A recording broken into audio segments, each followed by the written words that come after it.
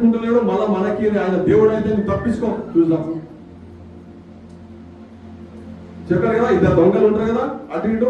అంటే అప్పుడు యేసు ప్రభు గారు ఆ రోజులో ఆ శిక్ష ఎవరికైనా ఒక శిక్ష వేయాలంటే సిలువకి వేయాలి.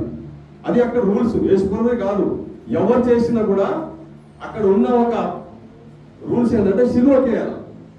స్పెషల్ గా యేసు ప్రభు గారికి వేయలే సిలువలో, ఆడ ఉన్నవాడు అందరినీ అదే రూల్స్ ఉండదు.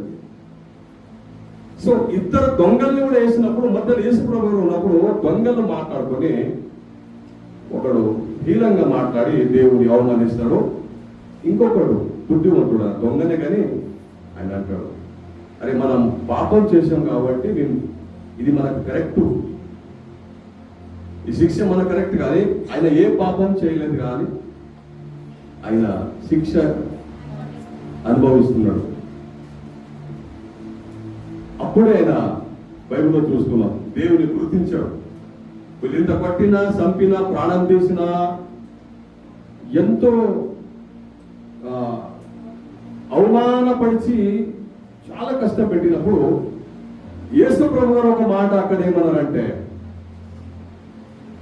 వీరిని క్షమించండి అన్నప్పుడు ఆ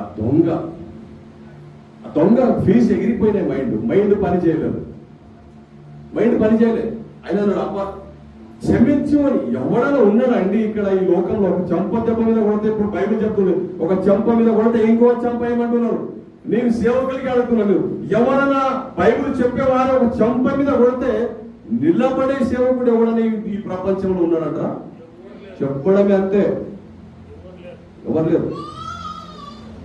కొడితే అంటాడు బైబిల్ పక్కన పెడతాను ఏమనుకుంటున్నావు? పాస్టర్ అనుకుంటున్నావా? జర్ర బైబిల్ పక్కన పెట్టిన చూపిస్తాడు. కానీ ఇవన్నీ నేర్పించింది